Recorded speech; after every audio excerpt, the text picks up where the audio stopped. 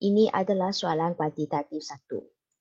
Jadual menunjukkan jumlah penawaran wang dari tahun 2010 hingga tahun 2013. Okey, anda boleh nampak sini adalah tahun, yang ini adalah penawaran wang RM juta. Kita cuba tengok maklumat yang disediakan ada M1 dan M2. Inilah maklumat dia lah. Okey, soalan A. Apakah maksud penawaran wang M1 dan M2? Bermaksud sekarang soalan ini dia tanya pasal definisi. Okey, jadi sekarang saya nak tanya M1. Kita tahu dia adalah penawaran wang kan. Okey, Miss tulis dulu ya. M1 itu adalah penawaran wang. Okey, jadi sekarang saya nak tanya.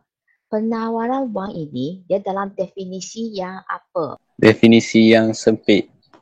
Okay, itu kata kuncinya penawaran wang dalam definisi sempit ya.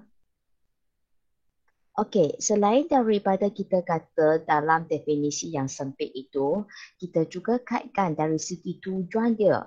Apakah tujuan bagi M1 ini? Sebagai alat perantaraan pertukaran. Yes, okey. Ataupun kita boleh kata dia sebenarnya adalah untuk tujuan urus niaga. Dan kalau tujuan urus niaga ini bermaksud dia sebenarnya memainkan peranan sebagai alat perantaraan pertukaran. Okey, itulah tujuannya lah. Perantaraan pertukaran.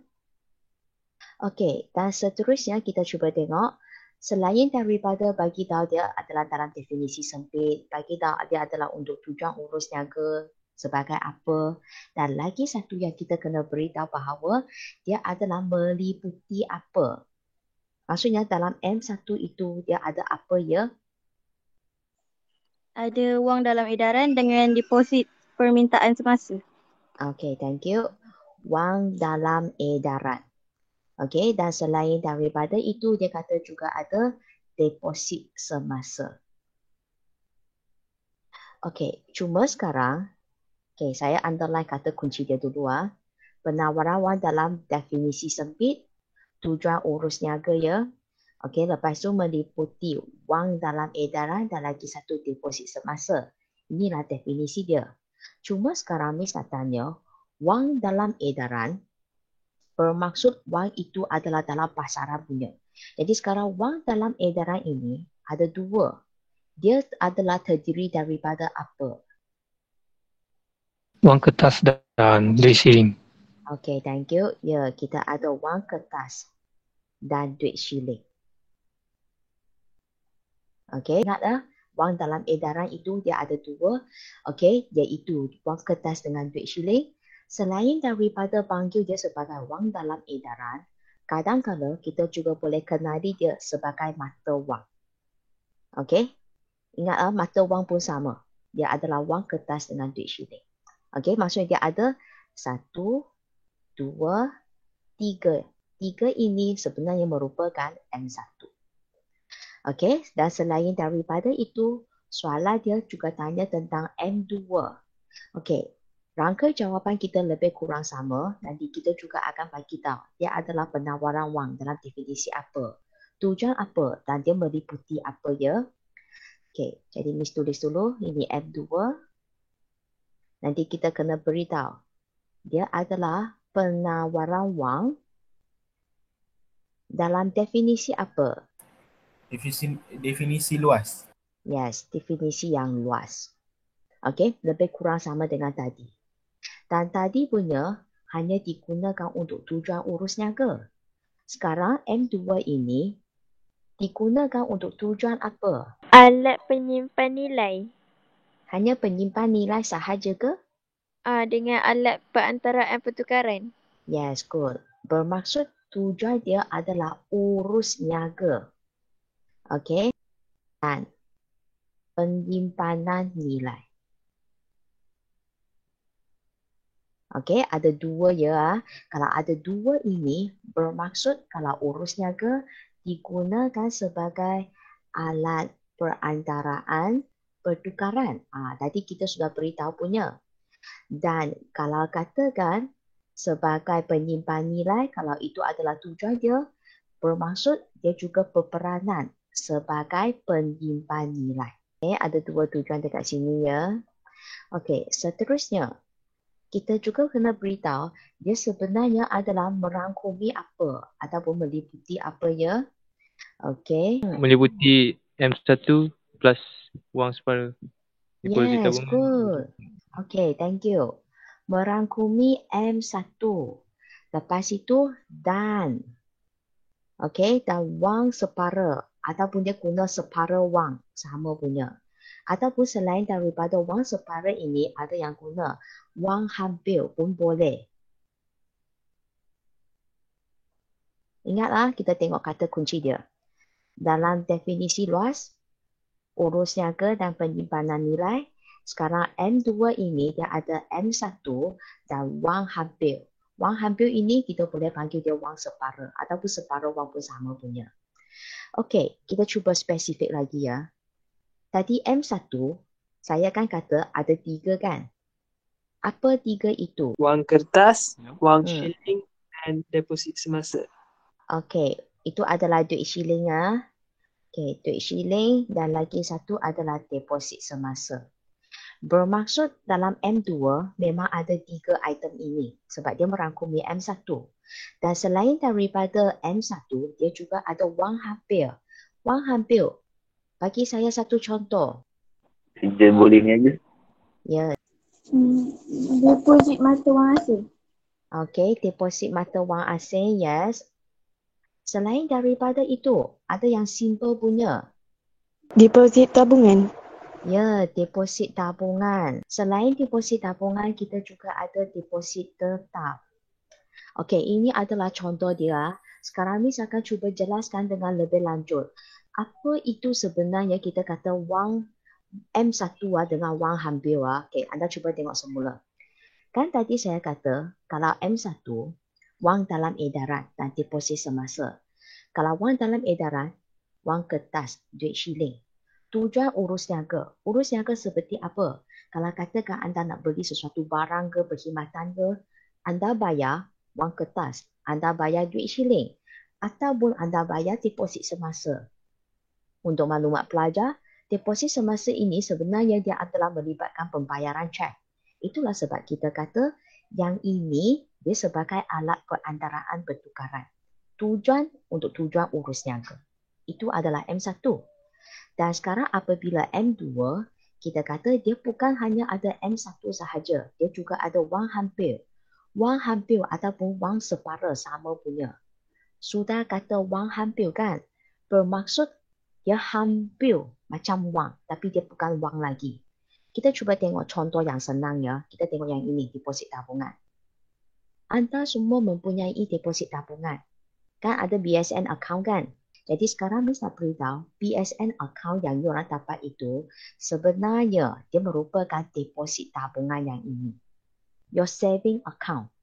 So sekarang, kenapa kita kata itu wang hampir? So sekarang dekat saving account kamu, kalau katakan sekarang you memang ada cash. Okay, cash kamu ada apa? Ada yang ini. Dalam poket kamu ada wang kertas, ada duit shilling. Sekarang duit kamu dah habis. You nak keluarkan duit daripada ATM machine itu. Kan you guna, you punya kad itu, ATM card, you cucuk untuk dapatkan duit kan? So, itulah bermaksud wang hampir. Okay, dia hampir boleh jadi wang, tapi dia bukan wang lagi. Meaning you have to do something lah, you kena buat sesuatu. Contoh, you kena pergi ATM machine untuk dapatkan duit itu. Itulah deposit tabungan, kita kata dia sebagai wang hampir. Selain daripada deposit tabungan, kita juga ada deposit tetap.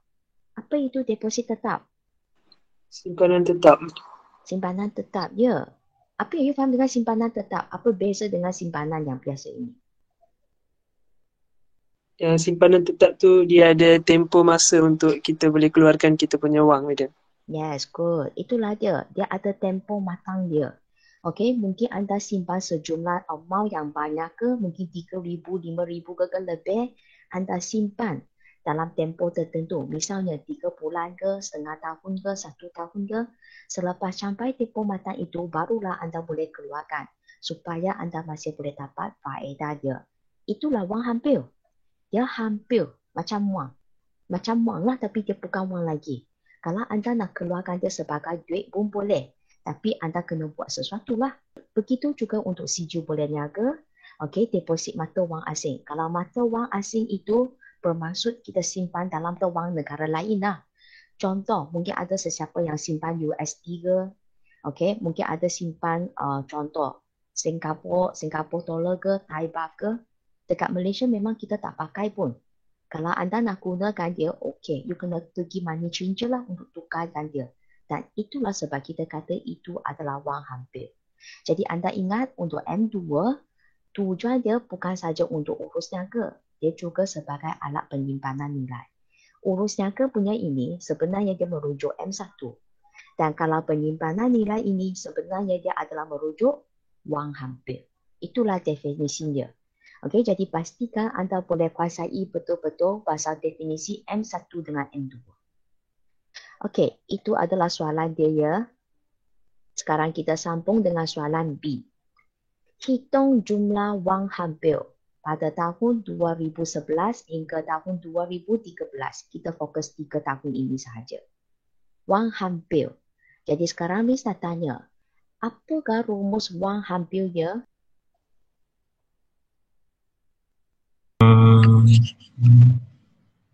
You tengok sini kalau saya nak M2, dalam M2 ada M1 dan wang hampir. Okey, sekarang saya nak cari wang hampir. Wang hampir sama dengan apa? Dapat tak? M2 tolak M1. Yes, ulang sekali lagi. M2 tolak M1. M2 tolak M1. Okey? Jadi seperti biasa, anda kena tunjuk. Rumus sudah ada kan? Tunjuk pengkiraan dan tunjuk jawapan dia. Okey, kita cuba tengok. Wang hampir dia ya. Katakan sekarang kita kira untuk tahun 2011. M2, inilah dia. Okey, tolak M1, inilah dia. Tunjuk pengiraan dia dulu. 992,647.6. 600? 47.6. Okey. Tak lengkap lagi? RM juta. Yes, pastikan ada RM juta ya sebab sekarang kita tengah cari RM juta punya. Jadi anda pun tunjuk jawapan RM juta. Pastikan ada rumus pengkiraan dan jawapan. Ini hanya perlu tunjuk satu kali sahaja. Yang lain punya kita akan masukkan ke dalam jadual. Yang ini kita tulis tahun. Okey, kemudian ini adalah wang hampir. Ini adalah tahun 2011. Okey, kita pun sudah dapat jawapan dia ya. Okey, kalau anda tak nak tulis RM juta banyak kali, atas sini buat kurungan RM juta. Okey, seterusnya dengan cara yang sama kita akan kirakan untuk tahun 2012 dan tahun 2013. Jadi sekarang berdasarkan maklumat ini anda cuba kira ya untuk kedua-dua tahun ini. Nanti saya akan tanya.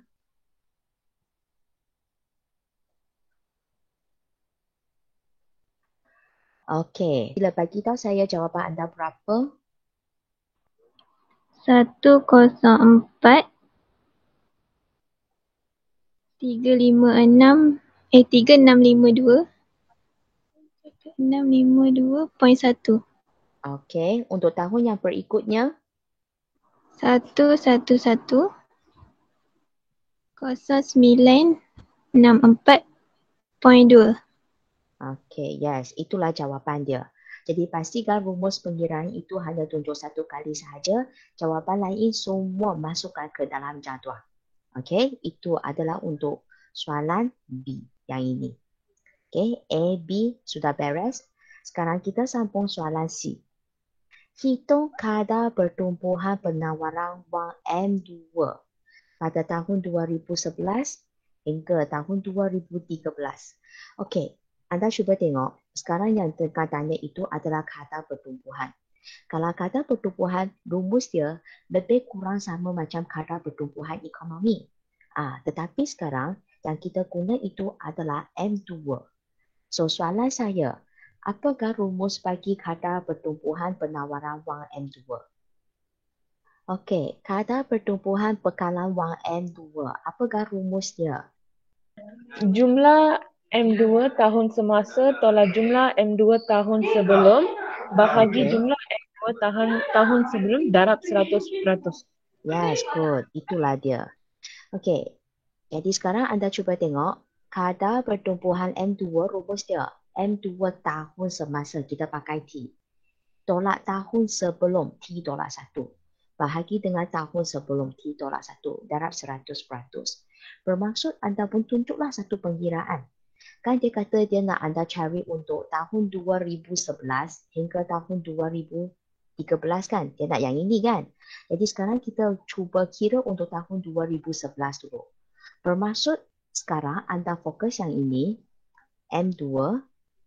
Okey, kita guna yang baru, katakan sekarang saya kira untuk tahun ini ya. Saya guna yang tahun semasa, yang ini tahun semasa, tolak tahun yang sebelumnya yang ini, bahagi yang sebelum darab 100%. Bermaksud kita buat perbandingan antara dua ini sahaja. Okey, sekarang Miss tunjukkan pengiraan dia.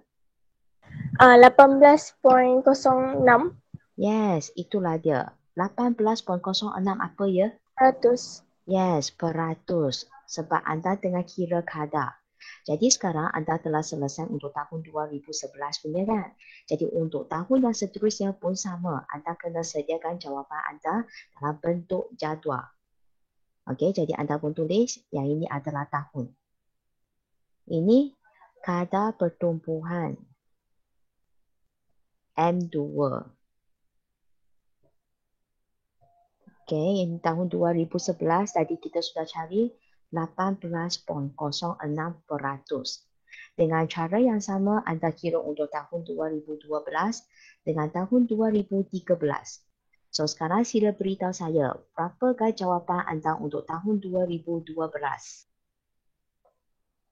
Antara tahun 2011 dengan 12. Yang ini. Okey, cuba fokus kirakan. 6.53%. Yes, 53 apa tu? Yes, good. Itulah jawapan dia. Sekarang kita nak kira kadar pertumbuhan M2 bagi tahun 2013. Juga sama, tengok jadual ini. Antara tahun 2012 dengan 2013. Fokus yang mana kuning punya kali ini. Buat perbandingan. Cuba kirakan jawapan anda. 7.91%. Yes, pastikan ada peratus sebab anda tengah hitung kadar. Okey, jadi sekarang kita pun telah selesailah bincang soalan kuantitatif 1, okey, yang merangkumi soalan A, B, C ini. Jadi ingat, A anda sudah belajar berkaitan dengan definisi bagi M1 dan M2. Pastikan anda jelas ya definisi dia. Dan kemudian anda sudah tahu rumus bagi wang hampir M2 tolak M1. Anda pun sudah tunjuk pengiraan dia. Dan kita pun sudah kira pasal kadar pertumbuhan penawaran wang M2. Inilah rumus dia. Okey, ingat rumus pengiraan hanya tunjuk satu kali saja. Jawapan yang lain semua masukkan ke dalam jadual. Okay. Maka selesailah perbincangan kita untuk soalan kuantitatif 1 ini. Okey.